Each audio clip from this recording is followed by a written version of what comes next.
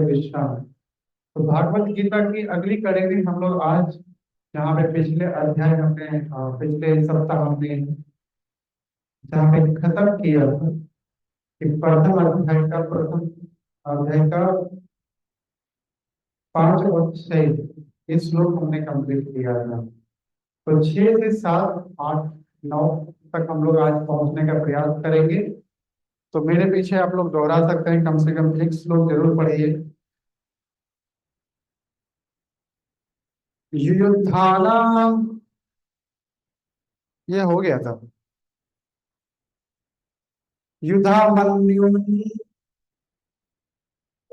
युधामन्यु च विक्रांत उत्तम भोजा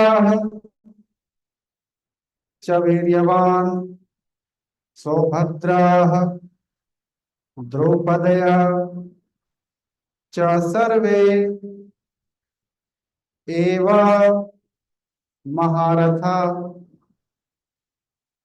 युधामन्युश्च विक्रांत उत्तम भोज च वीर्यवान सौभद्र द्रौपद च सर्वे एवं महारथा। इसका अनुवाद तथा तात्पर्य इस प्रकार है कि पराक्रमी युद्धामन्यु, अत्यंत शक्तिशाली उत्तम भोज, सुभद्रा का पुत्र तथा द्रौपदी के पुत्र, ये सभी महारथी थे।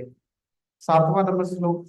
अस्माकं तु विशिष्टा ये तान निबोध द्विजोत्तमा नायकामां शरणस्य संकटम आमीते।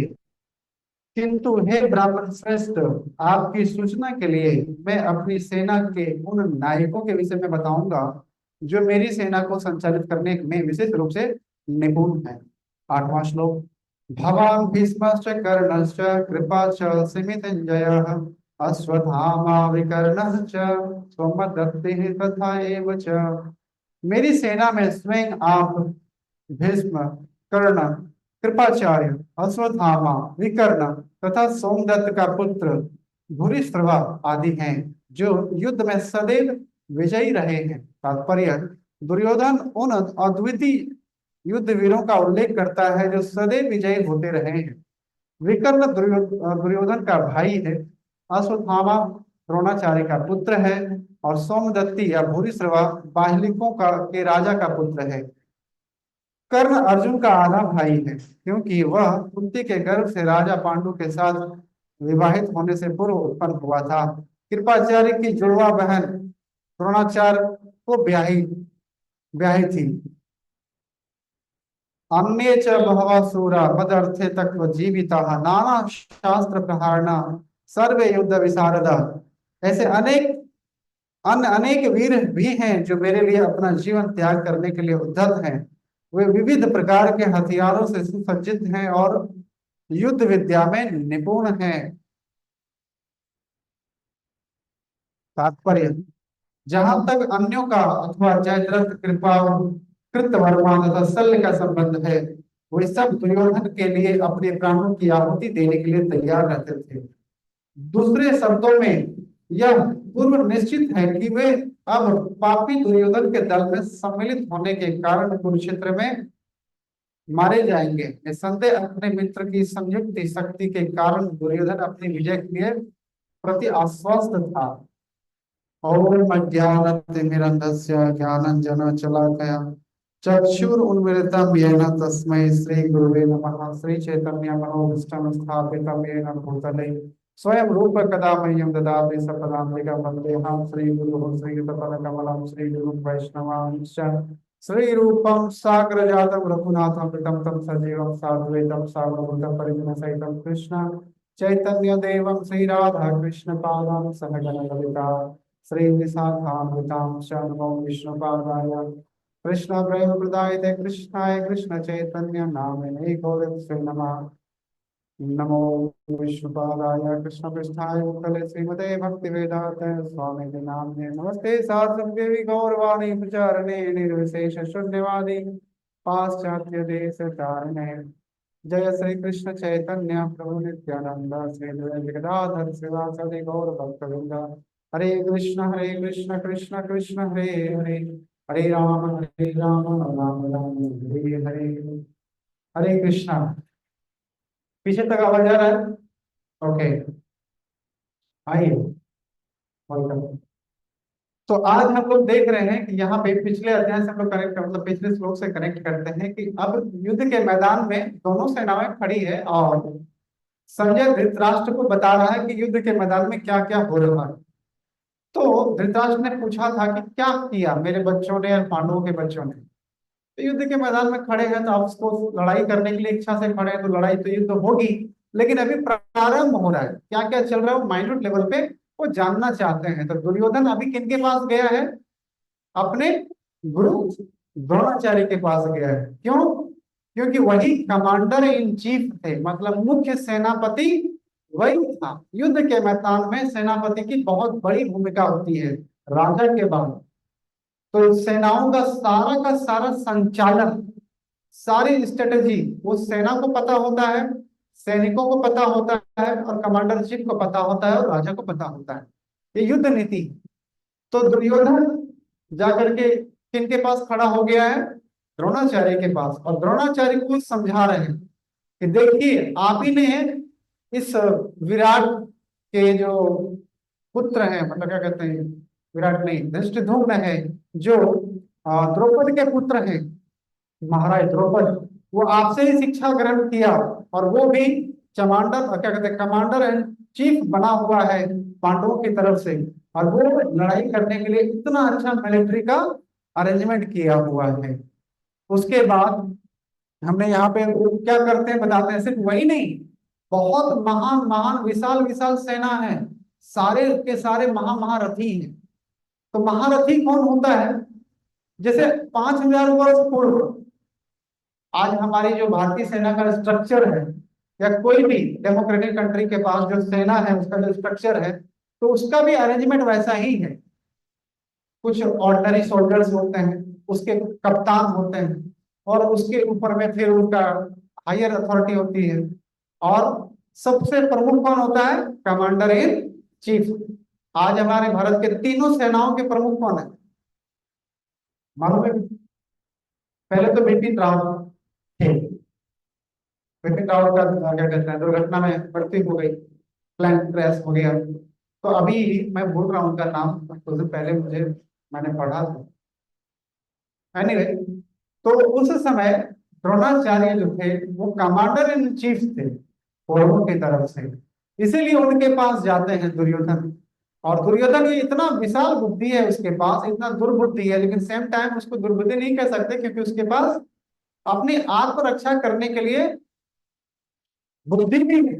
इसको वास्तव में इंटेलिजेंस कहते हैं कि जो सामने में कितने सारी भयंकर भयंकर विपत्ति आई है, जो कौन कौन है हमारे अपोजिट में लड़ाई करने के लिए, उनकी शक्ति का, अपने दुश्मन की शक्ति का अंदाजा होना चाहिए। अगर ये अंदाजा नहीं है और आप युद्ध के मैदान में उतर रहे हैं या किसी से उलझ रहे हैं, तो वास्तव में क्या होगा, बाद में आपको दुख उठाना पड़ेगा, हार हो जाएगी आप। तो दुर्योधन पहले अपने कमांडर और चीफ को, गुरु द्रोण को आश्वस्त कर रहे थे कि देखिए ये खड़े हैं आपके सामने में, ये खड़े हैं, ये सारे योद्धा खड़े हैं, अब हमारी भी सेना के तरफ से कौन कौन खड़े हैं पहले ये भी जान लो। तो भगवान मतलब सबसे पहले तो आप, सबसे पहले गुरु द्रोणाचार्य का नाम लिया। क्यों? इसलिए क्योंकि यहाँ डिप्लोमेट बुद्धि है उसके पास, कहीं मेरी बातों से ये आहत ना हो जाए और मैं इनके ऊपर संदेह ना करूं, चूंकि ये एल्डर है, गुरु है, तो इनको मैं इंस्ट्रक्ट कर रहा हूं, फोर्स कर रहा हूं, तो ये हो सकता है डिस्करेज हो जाए। तो सबसे पहले इनको इज्जत दे करके ऊपर उठाया, भीष्म पितामह से पहले इनका नाम लिया।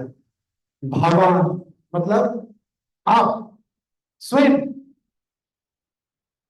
तो जो मुख्य व्यक्ति होता है उसका नाम पहले आता है। तो दुर्योधन क्या कर रहा है, भीष्म पितामह से ज्यादा इंपॉर्टेंस किनको दे रहा है? गुरु द्रोणाचार्य को। भगवान उसके बाद बता रहा है भीष्म द्रोण, है ना।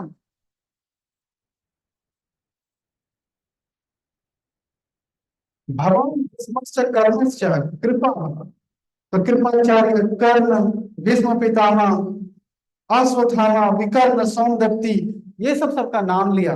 ये सब सब बहुत महान महान रथी थे। महारथी किसको बोलते हैं?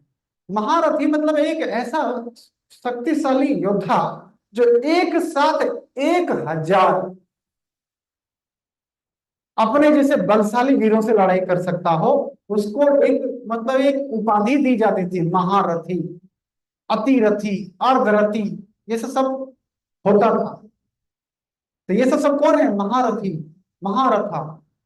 एक व्यक्ति अकेला 1,000 एनिमी से लड़ाई कर सकता है। ये भी रथ पे अकेला खड़ा रहेगा और सामने से भी 1,000 बड़े बड़े रथ पे सवार बड़े बड़े योद्धा आएंगे, सबको खदेड़ देंगे। इसको महारथी कहते हैं। तो सब महारथी थे, बिल्कुल अतिरथी थे, एक साथ कई कई हजारों लोगों से लड़ने वाले। साधारण सैनिकों की तो बात ही क्या। जैसे आज भी कहा जाता है कि हमारे भारतीय जो एनर्जी कमांडो जो होते हैं, they are chosen by 10,000 person. 10,000 में से किसी एक को चुना जाता है। इतनी टफ ट्रेनिंग होती है उनकी। चलता फिरता अपने आप में सोचो कितनी दहशत होगी वो झील में, जैसे मार्कोस कमांडो वालों के बारे में आप लोग पढ़े होंगे, तो वो झील में अगर बहुत ज्यादा क्रोकोडाइल भी भरा होगा ना, फिर भी वो डरता नहीं है। वो डाइव लगा देता है, छुप जाता है जाकर के पानी की गहराई में, जहां पे मगरमच्छों ने अपनी मांद बना के रखा है, उसके बीच में वो रहता है। साधारण जनता एक क्रोकोडाइल निकलेगी, मार्केट बंद हो जाएगा, भाग जाएगा सब।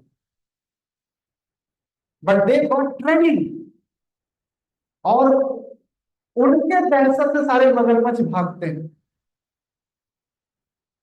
इतने बलशाली होते हैं। तो वैसे ही वास्तव में एक व्यक्ति जब तक कोई ट्रेनिंग प्रोसेस से नहीं गुजरता तब तक वो शक्तिशाली नहीं बन सकता। सब तो साधारण घर के बच्चे रहते हैं, बट उस प्रोसेस से जो गुजरता है तभी व्यक्ति महान बनता है। साधारण जनता दुखी इसलिए रहती है क्योंकि उसने कभी भी अपने आप को किसी भी ट्रेनिंग प्रोसेस में डाला ही नहीं। सिंपली माता पिता के संरक्षण में पल पल के बड़ा हो गया। अब माता पिता वृद्ध हो गए, अचानक जिम्मेदारी आई और वो टूट जाता है, क्योंकि वॉलंटरली कभी अपने आप को तपस्या में डाला ही नहीं। ये शरीर में थोड़ी भी तकलीफ होती है, मन में बहुत समस्या आ जाती है, परेशानी आ जाती है, दुखी हो जाते हैं, वो टूट जाता है। बट पता है, ये प्रकृति का नियम है। खुद तपस्या स्वीकार करो, नहीं तो फोर्सफुल्ली आपसे तपस्या कराया जाएगा। आप हमेशा एंजॉय करके जीवन नहीं जी सकते। इसीलिए हर व्यक्ति को गुरुकुल के समस्या मतलब पद्धति में, वैदिक प्रणाली में हर बच्चों को गुरुकुल भेजा जाता था, और वहां पे गुरु उनको तपस्या सिखाते थे, लिमिटेड भोजन देते थे, कभी कभी उपवास कराते थे, जैसे हम लोग अभी ब्रह्मचर्य आश्रम में हैं। तो we are bound by so many rules and regulations जो फॉलो करना पड़ता है। बट ये अच्छा भी है हमारे भविष्य के लिए, हमारे आध्यात्मिक भौतिक उत्थान के लिए। तब हम अपने आप पे मजबूती फील करते हैं, स्पिरिचुअल स्ट्रेंथ को मजबूत फील करते हैं। अगर 2 दिन भोजन ना भी मिला तो भी टेंशन नहीं है। लेकिन जो साधारण घर के बच्चे हैं, अगर एक वक्त भोजन ना मिले तो मोबाइल पटक दे, ऐसा होता है। सोने में अगर परेशानी आ रही है, तो अभाव में जीवन जीना बहुत बड़ी चीज है। अभाव में जिसने जीवन जीना नहीं सीखा, वो हमेशा दुखी रहता है, क्योंकि प्रकृति आपसे वास्तव में ये सब चीजें हर दिन प्रोवाइड नहीं करती है। ये प्रकृति का सिद्धांत है। तो इसलिए अभाव में एकदम जीरो मेंटेनेंस में जीवन जीने का प्रयास करना चाहिए। तो गुरुकुल पद्धति में सभी बच्चों को जीरो मेंटेनेंस में जीवन सिखाया जाता था। वैरायटी फूड नहीं, जो सामने आए भगवान का प्रसाद बना करके पाओ, कोई टेंशन नहीं। ये जिह्वा का स्वाद के लिए लोग हमेशा संसार में दुखी रहते हैं, नाना प्रकार का भोजनालय में जाते हैं, थोड़ा भी ये जिह्वा है ना, कभी संतुष्ट नहीं कर सकते हो आप, कितना ही भोजन अच्छे से बनाओ, कुछ ना कुछ तो 19-20 होता ही है। उस दिन मन में बोलेगा बेकार खाना है, राइट, हम रिजेक्ट कर देते हैं। बट नो, लाइफ में तपस्या आनी चाहिए। तो ये सब जो कौन है, महारथी है, कैसे बने हैं? सब वैदिक प्रणाली में ट्रेंड हुए हैं, गुरुकुल में जाकर के अपने आप को, तन को तपाया है, मन को तपस्या से तपाया है, अपने शरीर को मजबूत किया है तपोबल से, आध्यात्मिक ज्ञान से अपने आप को सींचा है, तब वो लोग महारथी बना है। राइट। तो इसलिए उसको महारथन कहा गया। तो जो अभिमन्यु था, वो एक्चुअली उनके माता का नाम क्या था? उनके माता का नाम था सुभद्रा। सुभद्रा, इसलिए उसको सुभद्रा के नाम से, यानी कि माता के नाम से पुत्र की पहचान होती है। ये है हमारी भारतीय परंपरा। ये वेस्टर्न कल्चर है कि the person known by fathers नहीं, पर भारत में यहाँ पे क्या होता है, एक पुत्र का परिचय किससे होता है? माता के नाम से होता है। इसलिए सुभद्रा से सौभद्रा आया है। द्रौपदी से द्रौपदी, यानी कि द्रौपदी के 5 पुत्र थे, उनका नाम मेंशन नहीं है, बट उनको द्रौपदी कहा गया, और सुभद्रा के सन को सौभद्रे कहा गया। सोचो कितनी विशाल परंपरा है वैदिक प्रणाली, जहां पे माताओं को इतना बड़ा दर्जा प्राप्त है। वास्तव में एक माता ही तो है जो अपने पुत्र का निर्माण करती है, पुत्री का निर्माण करती है। पिता का योगदान है, बट माता का योगदान सराहना नहीं कर सकते कि कितना है।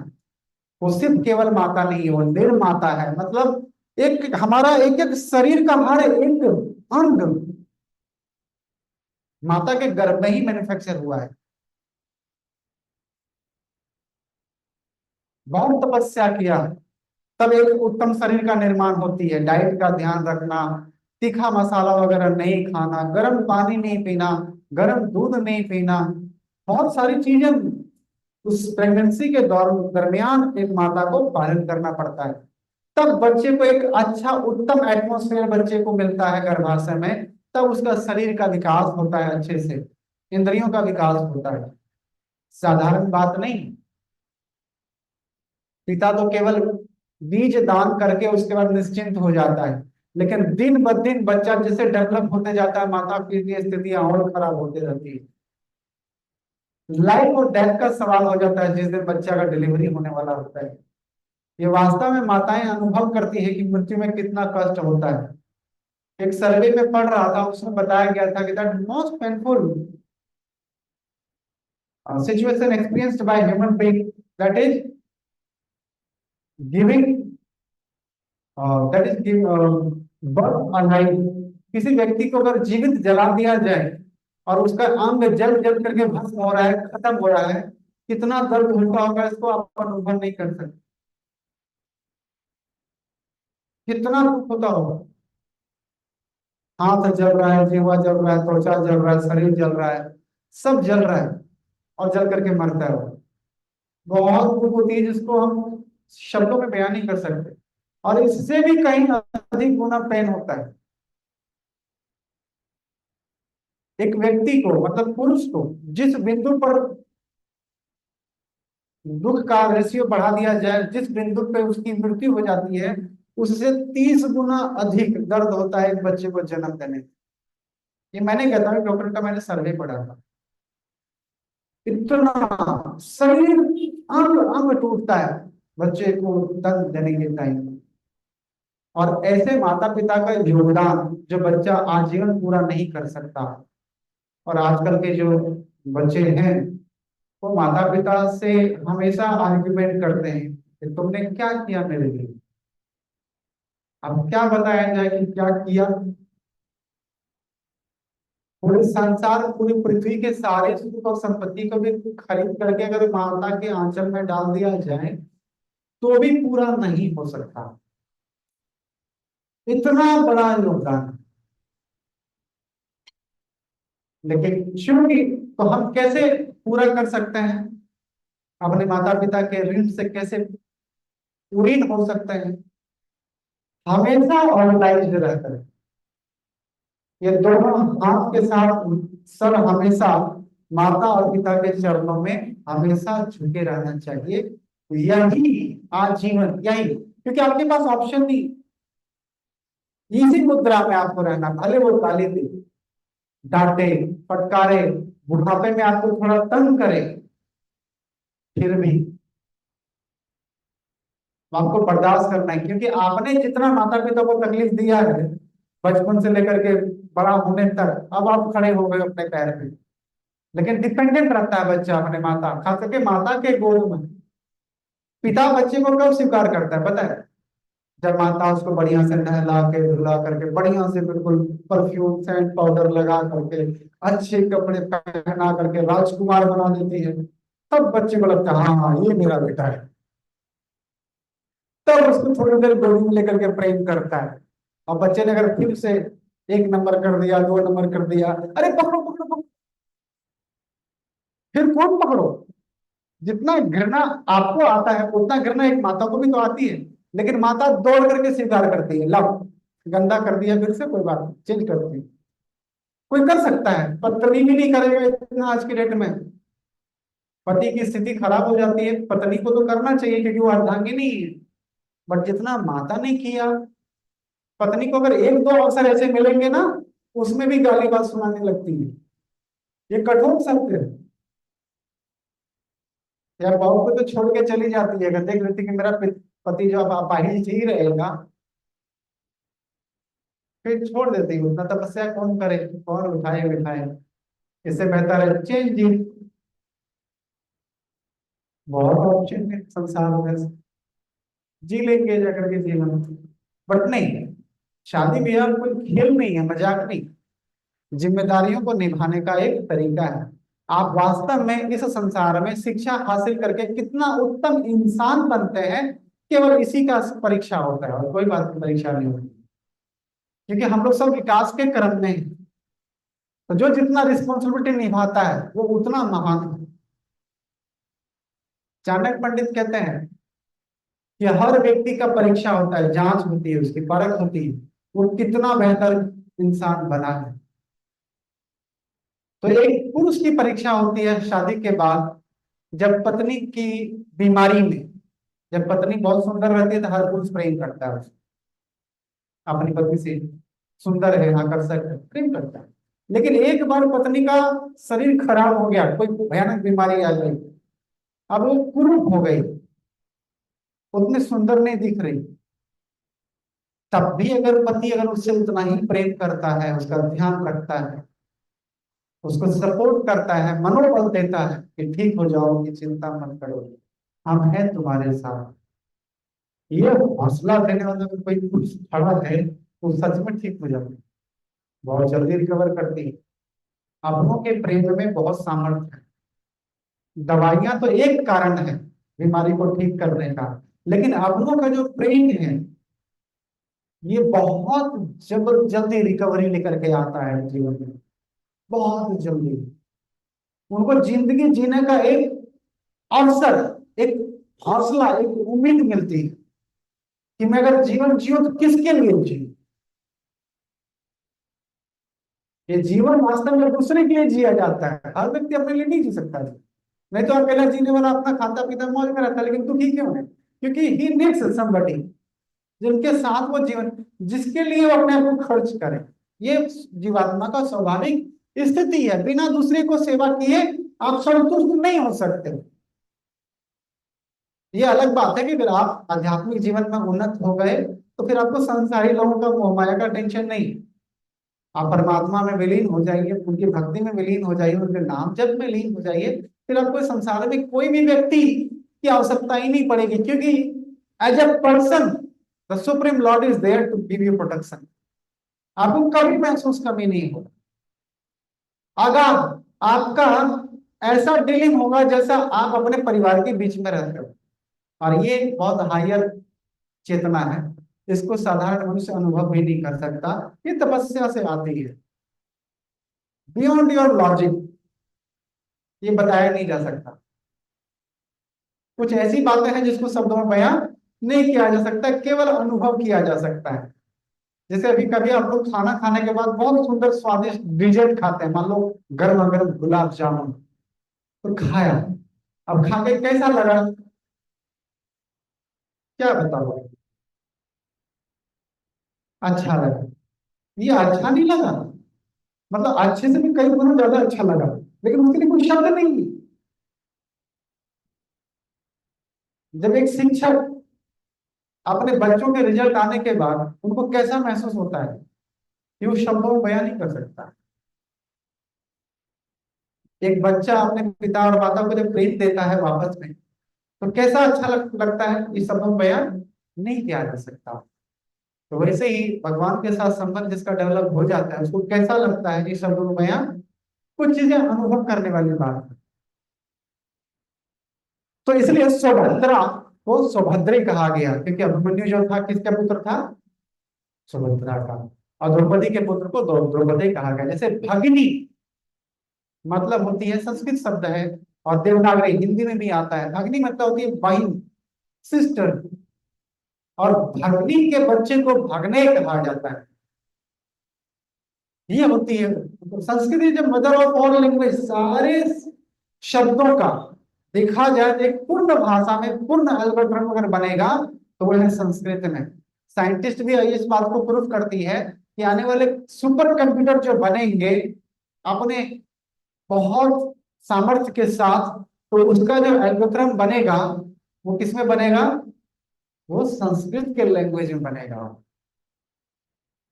आज हमारे पास इंग्लिश में हम लोग कमा देते हैं, उसको चलाता है। संस्कृत में हर शब्द का, देवनागरी में हर शब्द का एक शब्द होता है। अंग्रेजी में वर्णमाला कितने हैं, 26 ओनली। बट हिंदी में देखो, देवनागरी में, देवनागरी मराठी लैंग्वेज का भी देवनागरी लिपि में ही आता है। भारतीयों में जितना भी है कुछ मैक्सिमम देवनागरी में कवर हो जाता है। इसलिए हमें, हमारे पास ज्यादा स्कोप है हर शब्द को बताने के लिए। इंग्लिश में अगर मान लो कोई अंकल है, चाचा है, तो उसको भी अंकल कहते हैं। मामा है, मैटरनल अंकल कहेंगे। फादर है तो फादर, अगर पत्नी का फादर है फादर इन लॉ कहते हैं। बट इन लॉ का अगर कोई फादर मतलब भाई है, उसके लिए भी हिंदी में नए शब्द हैं। आप भारतीय परंपरा के हर शब्द को अगर आप जानेंगे तो उसको आप डिस्टिंग कर सकते हैं, ऑटोमेटिक बता सकते हैं। शब्दों का अलग अलग मीनिंग होता है। आप जैसे भाई का, पति का भाई, जो छोटा भाई है उसको क्या बोलते हैं, देवर हिंदी में। इंग्लिश में क्या बोलेंगे, ब्रदर। अब पति का बड़ा भाई है, उसको भी ब्रदर इन लॉ। तो पता नहीं चलता कि कौन बड़ा है छोटा है। पर भारत में और भारतीय परंपरा में ऐसा नहीं। एक मर्यादा होती है कि छोटे भाई की बहू को भाई का बड़ा भाई जो होगा, मतलब पति का जो भाई होगा, वो फेस टू फेस अच्छे से बात, मतलब क्या कहते हैं, ऐसा बात नहीं करेगा कैजुअल तरीके से। एक मर्यादा होगी, एक डिस्टेंस होगा। और चूंकि मैं जैन परिवार में पला बड़ा हूँ, मैंने देखा है मेरी माता श्री मेरे बड़े ताऊ से, मतलब मेरे पिताजी के भाई से, बड़े पापा से कभी फेस टू फेस बात नहीं किया, ना उन्होंने बात किया। जबकि सेम हम लोग हाउस में रहते हैं, बड़ा फैमिली है, बड़े घर हैं, तो भोजन भी एक ही जगह पकता था सबके लिए। तो कभी अगर भोजन सर्व भी करना है तो ऐसा नहीं एकदम कैजुअल सट जाए, एक डिस्टेंस रहते थे। और ये जो फ्लेवर है ना फैमिली का, कि परिवार के 7 8 10 मर्दों के बीच में एक महिला सुरक्षित है, ये भविष्य, ये विदेशी लोगों के लिए कल्पना से परे की बात है। कि 15 साल की लड़की है वो भी सुरक्षित है, 25 साल की महिला है वो भी सुरक्षित है, और भी एज ग्रुप की महिलाएं हैं, इतने सारे पुरुष भरे हुए हैं। फैमिली अरेंजमेंट वहां का बहुत कमजोर है, क्योंकि फैमिली ना के बराबर। बट भारत में ऐसा नहीं। हर मेंबर का भाई बहन एक घर में रहता है, दोनों का शरीर नौजवान है, दोनों के घर के बॉडी में हार्मोनल चेंजेस चल रहे हैं, बट स्टिल दे फॉलो मर्यादा।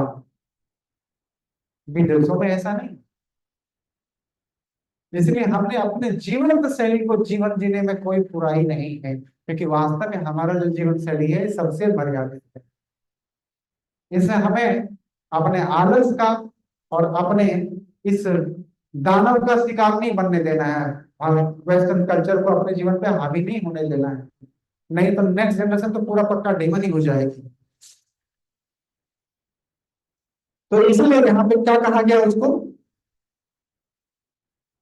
तो माता के नाम से पुत्र का परिचय होता है और पुत्री का परिचय पिता के नाम से होता है, क्योंकि पिता का भी योगदान है, माता के भी नाम से होता है, पिता के नाम से भी। जैसे जो उत्तरा जो थी अभिमन्यु की पत्नी कौन थी, तो अभिमन्यु 16 वर्ष की आयु में ही युद्ध के मैदान में उतरा था। देखो ये है क्षत्रिय स्पिरिट।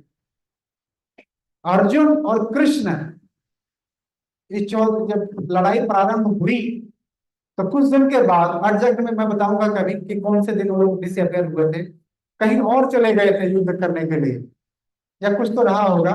बट उन दिन लड़ाई करने के लिए चक्रव्यूह की रचना हुई थी और कोई चक्रव्यूह भेदना नहीं जानता था।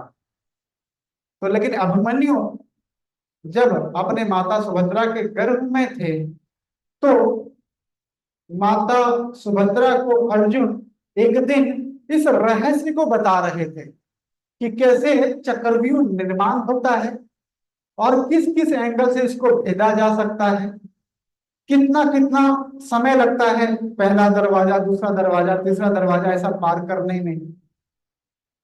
ये बहुत सटल साइंस है। आजकल साइंस इसको मान रही है कि बच्चे की चेतना का निर्माण एक माता करती है, अपने मनोस्थिति का निर्माण करके।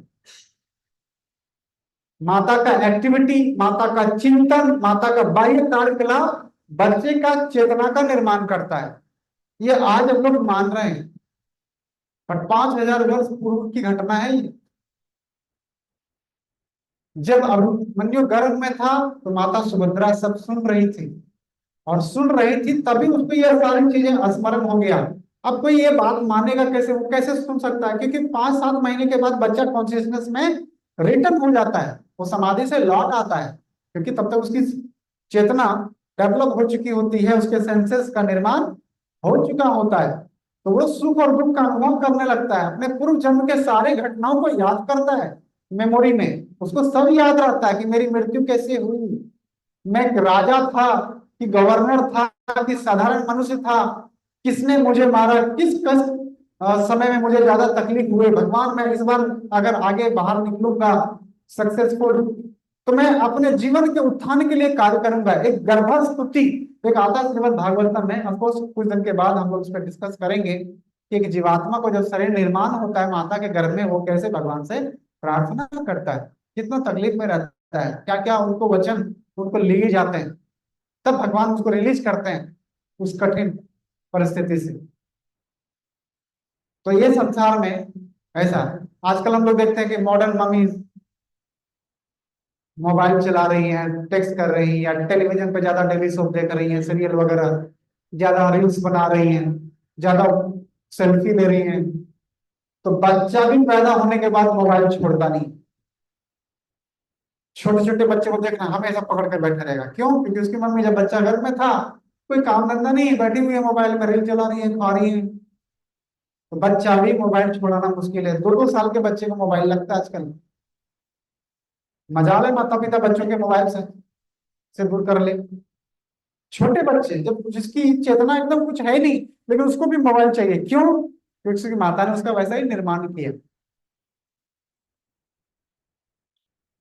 तो अभिमन्यु को ये सब पता था, तो उन्होंने कहा महाराज युधिष्ठिर को कि आप चिंता ना कीजिए, आज के दिन मैं युद्ध करने जाऊंगा और मुझे आता है, क्योंकि मेरी माता को पिताजी जब बता रहे थे तो मुझे सब याद है, लेकिन मुझे ये नहीं आता कि निकलना कैसे। क्यों? क्योंकि तब तक मेरी माता श्री सो गई थी और पिताजी ने देखा कि जब सो गया तो मैं भी सो गया, कनेक्शन ही टूट गई, तो आधा बात पता ही नहीं चलता निकलना कैसे। तो भीम बहुत गर्मिला था कि मेरा बेटा ये 16 साल का बच्चा बोल रहा है कि मैं जाकर घुस जाऊंगा, तो ये घुसेगा तो मतलब हम तो घुस ही सकते हैं। चिंता मत कर बालक, मैं तुम्हें निकाल के लेके आ जाऊंगा।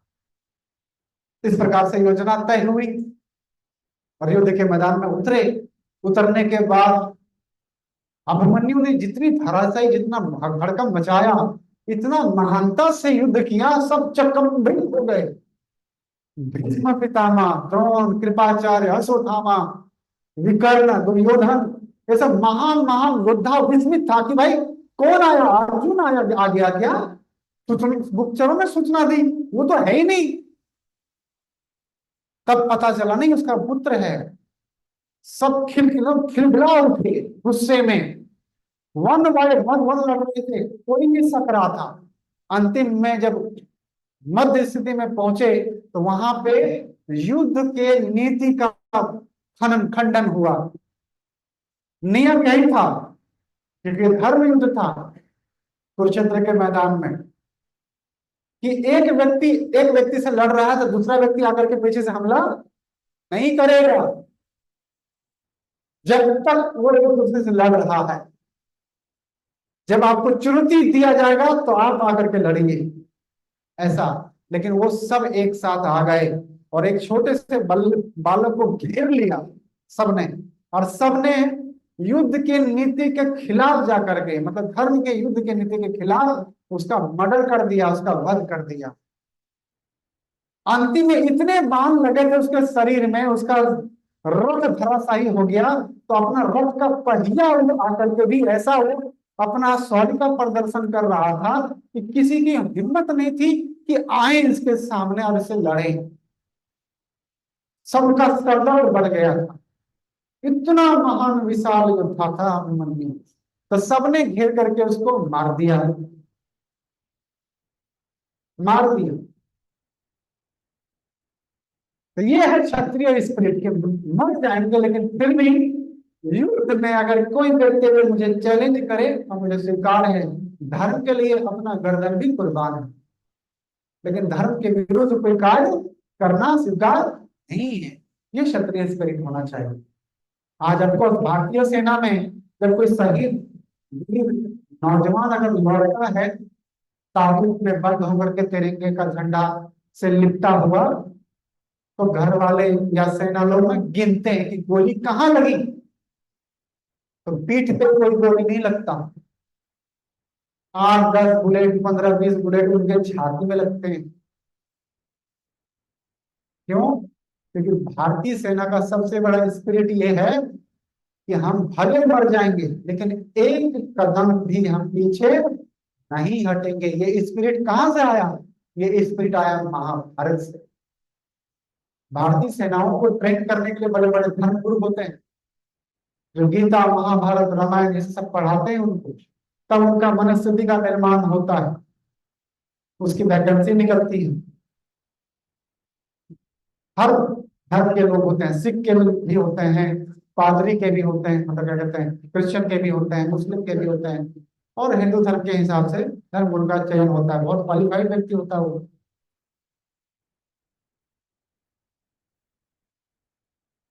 पूरे विश्व में भारतीय सेना का जो मनोबल है और जो युद्ध का अनुभव है वो सबसे महान है।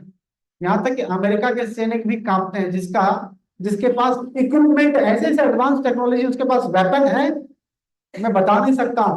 भारतीय सेनाओं के पास उतना, तो अभी तो बुलेट प्रूफ गार्ड आया है, बुलेट प्रूफ हेलमेट आई है, लेकिन फिर भी इतना महान मनोबल रहा है कि कभी मुझे युद्ध में हारा नहीं, कभी नहीं हारा। इसलिए वो लोग भी सैल्यूट करते हैं जब ज्वाइंट एक्सरसाइज होता है ना, वो समझते हैं, वो सीखने आते हैं what is the Kshatriya spirit. भारतीय सेनाओं को इतना स्पेशल क्यों महान बनाया गया है? क्योंकि सबसे बड़ी महानता यही है कि भारत के लोग कभी भी जमीन को हड़पने के लिए नीति से या दूसरे देश की जनता को मारने की नीति से कभी युद्ध किया आज तक? कभी नहीं किया। भारत ने कभी भी दूसरे जीवों पे या दूसरे देश की जनता पे कभी आक्रमण नहीं किया, कभी जाकर के वहां के नागरिकों को रेप नहीं किया। ऑफकोर्स ये जो रेप जैसी घटनाएं होती है ये युद्ध का भी एक पार्ट होता है, लेकिन भारतीय सेना जब भी लड़ाई लड़ी वो आत्मसम्मान की रक्षा में लड़ी, भारतीय माता की धर्म भूमि की रक्षा में लड़ा। यही है जो भारतीयों को और भारतीय सेनाओं को महान बनाती है। बाकी अब देखो दूसरे देशों के जो जनता है, गवर्नमेंट जैसा ना चाहेगी, भाड़े के लड़ाके लोग होते हैं ना, जैसे गुंडे लोग होते हैं, पैसे के लिए काम करते हैं। आज वियतनाम वॉर में डाला जाएगा, उनको वैकेंसी मिलती है, यहाँ से 3 गुना पेमेंट है, कौन कौन जाएगा? चला गया, बस मार करके आ गए। ये नहीं, तो ये स्पिरिट था, क्षत्रिय स्पिरिट, उसको मार दिया गया। कृष्ण को ये बात पता चलेगी मेरा भांजे का मृत्यु हो चुका है, और उसको अधर्म की नीति से मार दिया गया। तो आप बताओ, टिट फॉर टैट होगा कि नहीं होगा?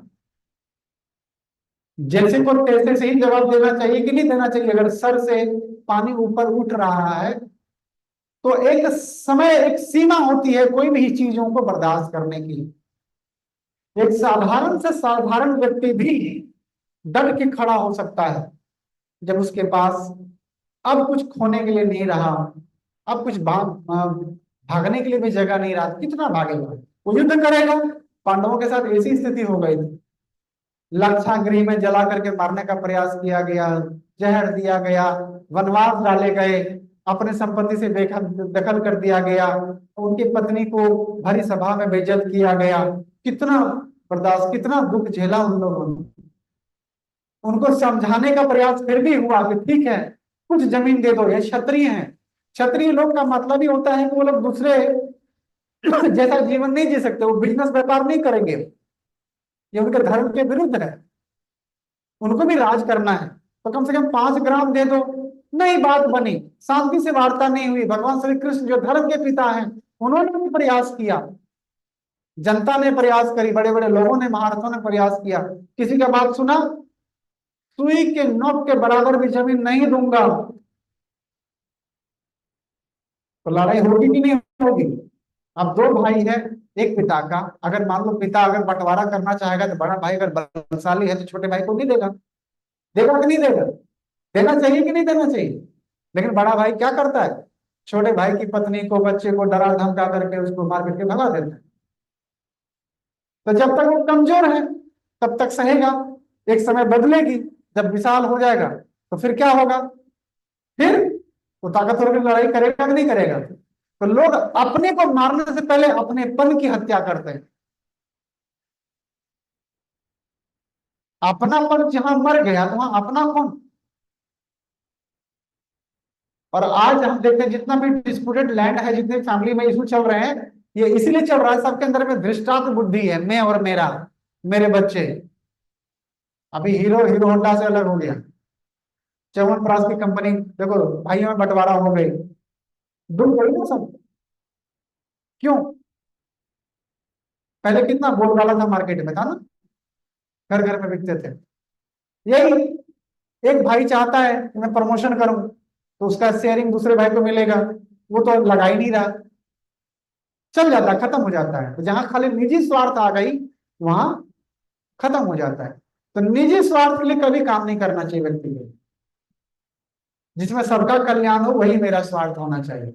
ये है उदार चरित्र, उदार परिचय, यही है।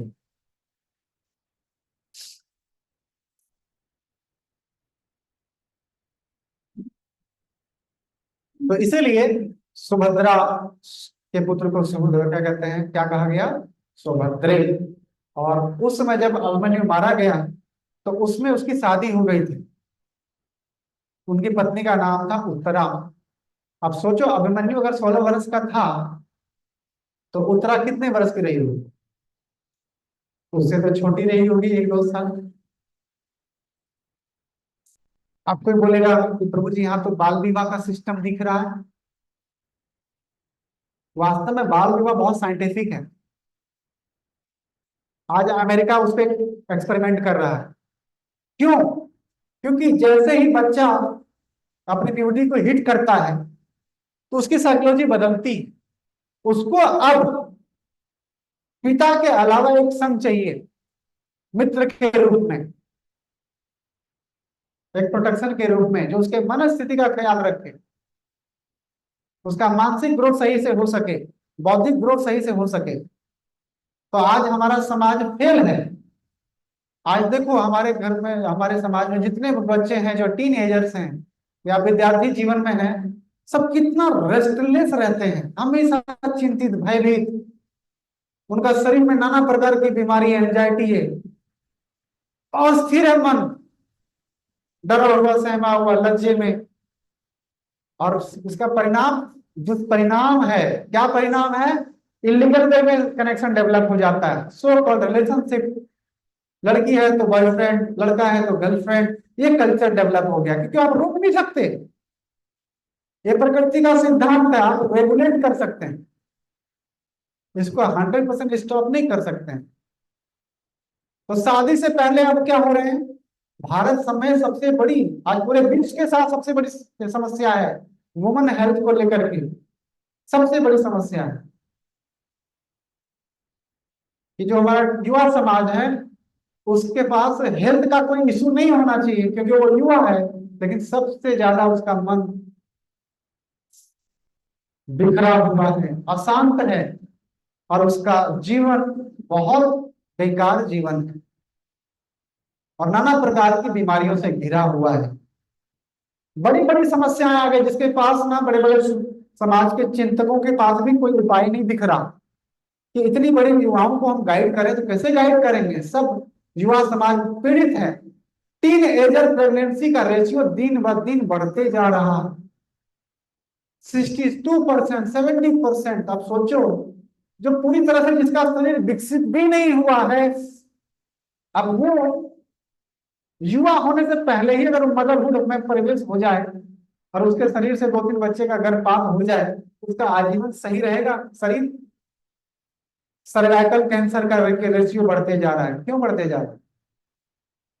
और एक समाज की घटना नहीं है, मैं सभी समाज की मैं बात कर रहा हूं। समाधान क्या है? समाधान यही था कि जीवन का वास्तविक हायर पर्पस में खर्च करना है, कुत्ते बिल्ली की तरह नहीं कि पार्टनर पे पार्टनर बदलते जाओ। आजकल की जो हमारी शिक्षा व्यवस्था है, इससे दो प्रकार के जनरेशन निकल करके समाज में आ रहे हैं,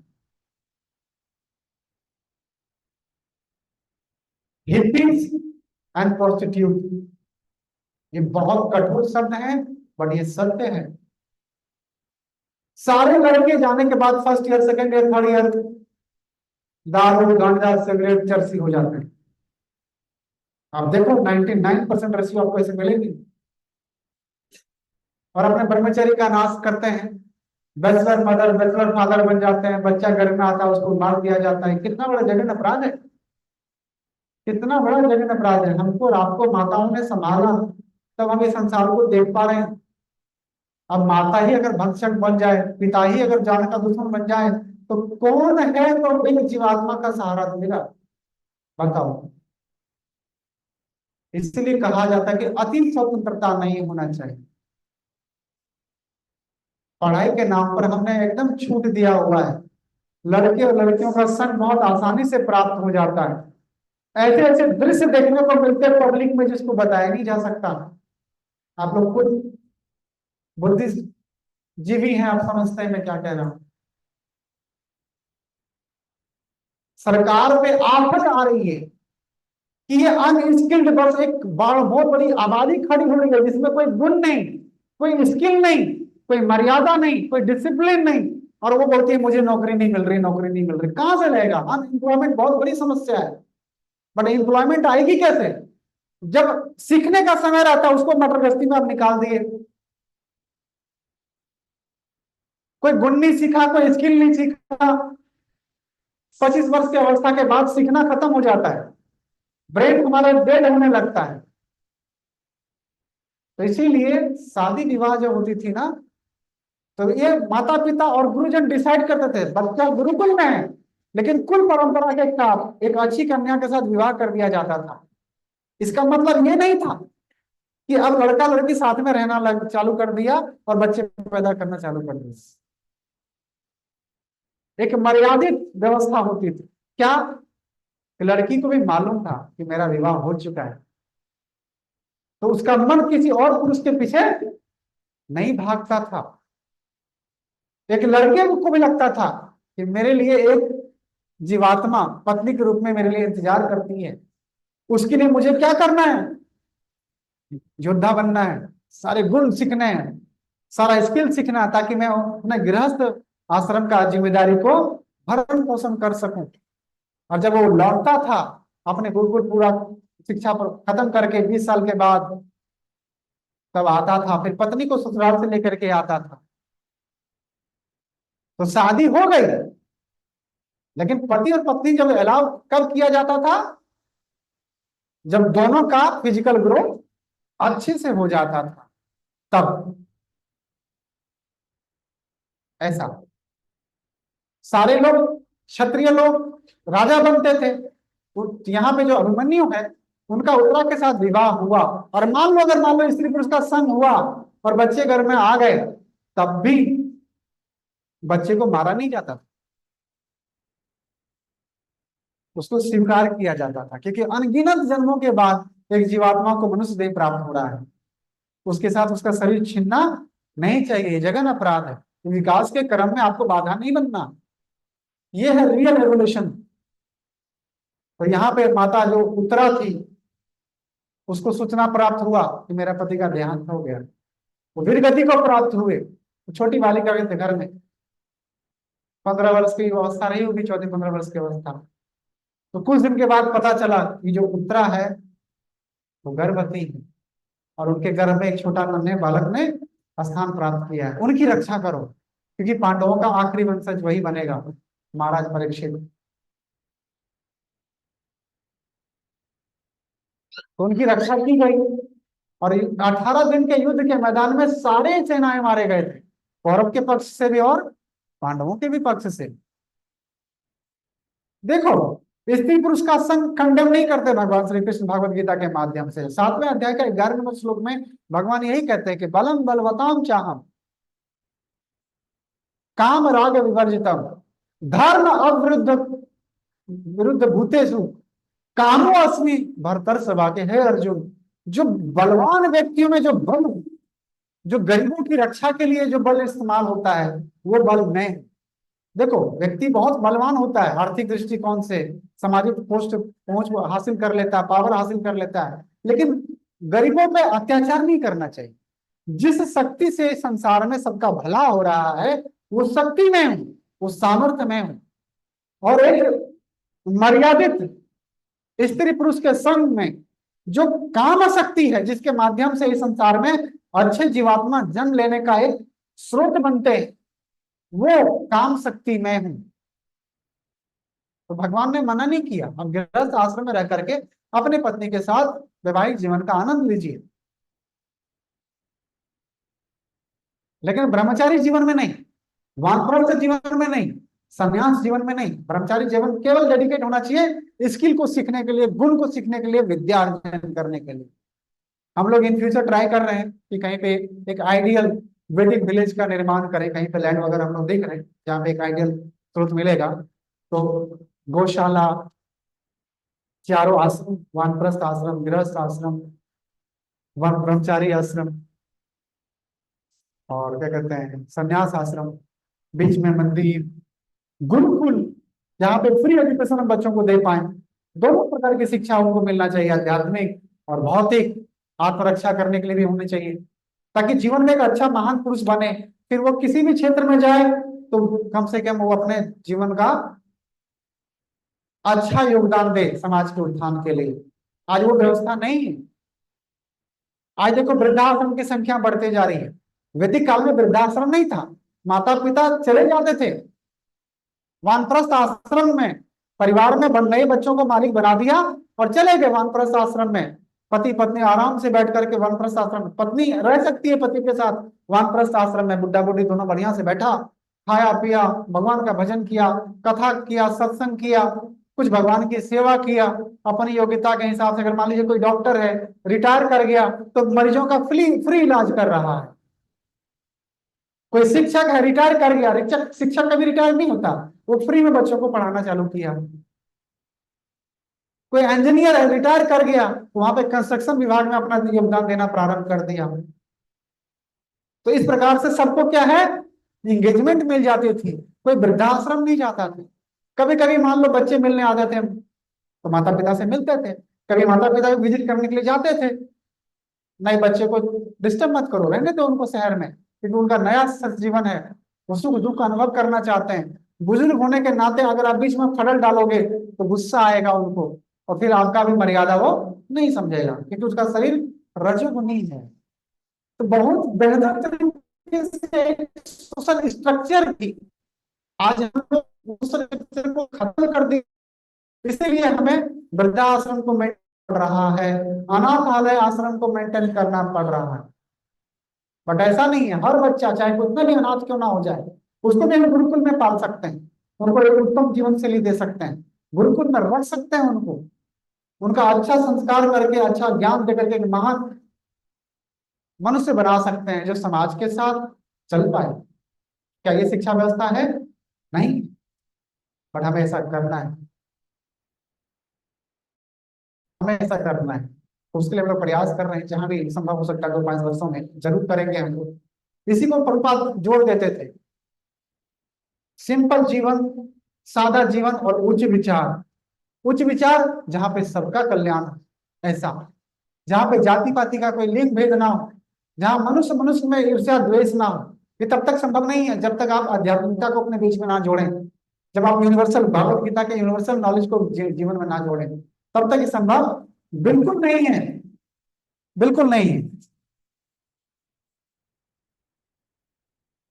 तो इसीलिए भारतीय परंपरा में सबका एक मर्यादित जीवन शैली था। पत्नियों को हम लोग बड़ा प्रेम से कह देते हैं मैडम, एक पति भी अपने पत्नी को बोल देता है प्रेम से मैडम, कभी नहीं बोलना चाहिए। ये मैडम का बहुत गंदा मीनिंग निकलता है, मिस मैडम, इसे सब बहुत वेस्टर्न वर्ल्ड है, बहुत खतरनाक वर्ल्ड है। क्या है इसमें बुराई? भारत में स्त्रियों को देवी का दर्जा प्राप्त है और उनके नाम के बाद देवी लगता है, गॉडेस, इसलिए उसको श्रीमती कहा जाता है। लक्ष्मी स्वरूप उनको देखा जाता है श्रीमती। कोई पुरुष है तो उसको श्रीमान या श्री, कुंवारी कन्या है तो सुश्री,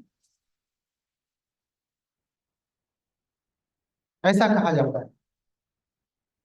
बट मैडम तो कभी नहीं कहा जाता है। यूरोपियन कल्चर में, वेस्टर्न कल्चर में बहुत सारे, जब जहां जहां बहुत वेश्यालय खुले रहते हैं, उस वेश्यालयों में जितने भी मिस और मैडम लोग काम करते हैं ना एज ए वेश्यालय, उनको एड्रेस किया जाता है मैडम के रूप में, मिस के रूप में। मतलब समझ सकते हैं कितना खराब शब्द है ये। हम अपनी पत्नी को कैसे कह सकते हैं, अपनी बेटी को हम कैसे कह सकते हैं, या अपने किसी भी रिलेटिव को कैसे उस नाम से जोड़ सकते हैं? नहीं जोड़ सकते, जोड़ना भी नहीं चाहिए। श्रीमती कहिए आप सुश्री के नाम लेकर के जोड़िए। तो एक कितना अच्छा, मन में कोई बुरे भाव नहीं आते, लेकिन हर चलता फिरता लोगों को आप मैडम बोलो, मैम बोलो, मिस बोलो, ये सब सही नहीं है, ये सब बहुत वल्गर चीजें हैं, मन में कामों वासना को उत्तेजित कर देती है, बड़े और छोटे की मर्यादा को ही खत्म कर देती है। मान लीजिए एम्प्लॉयमेंट में, एम्प्लॉय सिस्टम में कोई अगर एम्प्लॉय है जो बहुत सीनियर है और मैनेजर आ गई बहुत जूनियर, 20-22 साल की लड़की है, मैनेजर बनी हुई है, तो कहाँ उसका सीनियर कर्मचारी अब उसको जाकर के मैडम बोलेगा, वो शी फील्स प्राउड। तो ये शब्द अच्छा लगता है कि मुझे रिगार्ड किया जा रहा है, मुझे इज्जत दिया जा रहा है, नहीं दिया जा रहा है। ये बहुत गंदा शब्द से आपको उच्चारण किया जा रहा है। तो ये थी हमारी भारतीय परंपरा जो आज विलुप्त होते जा रही है, बट ऑफ कोर्स देवी कृपा से ये सब चीज चलते जा रहे हैं। तो देखो, धर्म युद्ध इसलिए था क्योंकि 18 दिन में ये सारे से खत्म हो गई झंझट। लड़ने के लिए ऐसा नहीं कि एकदम 2 साल 4 साल से युद्ध चल रहा है, चल रहा है, चल रहा है, चल रहा है। 18 दिन में जस्ट फिनिश दिस बिजनेस, लड़ाई करनी है, खत्म हो गया, 18 दिन में सब खत्म। आम जनता को कोई परेशानी नहीं हुई, किसान खेती करता रह गया, घर गृहस्थी वाले घर गृहस्थी में व्यस्त रहे, लड़ाई चलता रह गया और सब खत्म हो गया और फैसला भी आ गया। आज हमारे भारत में लड़ाइयां चलती है या दूसरे देशों के बीच में लड़ाइयां चल रही है, उसमें जनता को एकदम भून डाला जाता है, एकदम ग्रिल किया जाता है, बॉम्ब मार दिया रात में, बच्चे के चिथड़े उड़ गए, सब मर रहे हैं। यूक्रेन रशिया में कितना अभी लोगों का संहार हुआ होगा, कोई रेशियो नहीं देगा आपको मालूम। गाजा पट्टी में, इसराइल में, ईरान में, ये सब कंट्रीज में जानबूझ करके मारा जा रहा है। आबादी कम करना है, मेन बात है आबादी कम करना है लोग। ये डेमोनिक वे में आबादी कम हो रही है। तो गवर्नमेंट को जनता के साथ अपना पुत्र और पिता का संबंध देखना चाहिए, और उसका कैसे आध्यात्मिक विकास हो, ताकि वो इस संसार से भगवत धाम को जा पाए। इसकी व्यवस्था करनी चाहिए, बट ऐसा ट्रेंड कोई है ही नहीं आज के डेट में। इसलिए हमें कभी राजनीति पे भरोसा नहीं करना चाहिए। वो कभी भी आपका अपना नहीं होगा, कभी नहीं होगा। विश्वास होने व कर्तव्य हो, स्त्री सुराज कुलेशी, चाणक्य पंडित कहते हैं राजनेताओं के कभी भरोसा मत करो, और स्त्रियों पे भी भरोसा मत करो, चाहे भले वो कितना ही पवित्र आचरण करने वाली क्यों ना हो।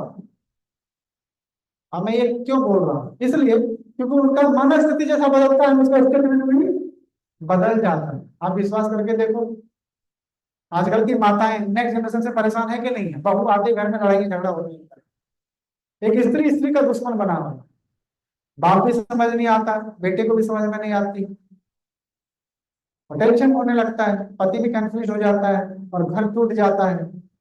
इसलिए व्यक्ति को जो घर का जो एनर्जी है उसको ये सब समझना चाहिए कि कैसे मुझे मैनेज करना चाहिए, तब चल सकता है जीवन आपका अच्छे ढंग से, अन्यथा बिल्कुल नहीं चल सकता है। तो जो राजनेता लोग हैं वो लोग मारने में लगे हुए हैं जनता को, उसको सब मालूम है कि कैसे कैसे कांड हो रहे हैं। बट जो गरीब रहेगा उसको मार दिया जाएगा, जो कमजोर रहेगा जो मार दिया जाएगा। फिर यहाँ पे अप्लाई होता है कौन सा? इकोनॉमिक्स का rules, the fittest will survive, the richest will survive. जो गरीब तख्ते के लोग रहेंगे आपके उत्थान के नाम पर आपको मारा जाएगा, और वही हो रहा है। भारत में भी ऐसी संभावना बनते जा रही है, सिविल वॉर छिड़े जल्दी, ताकि आपस में लोग कट के मरे, ऐसा। तो ज्यादा मीडिया को तजर्बो नहीं देना है, देखना है, समझना है। ठीक है, यहाँ पे हम लोग आज प्रारंभ खत्म करते हैं। और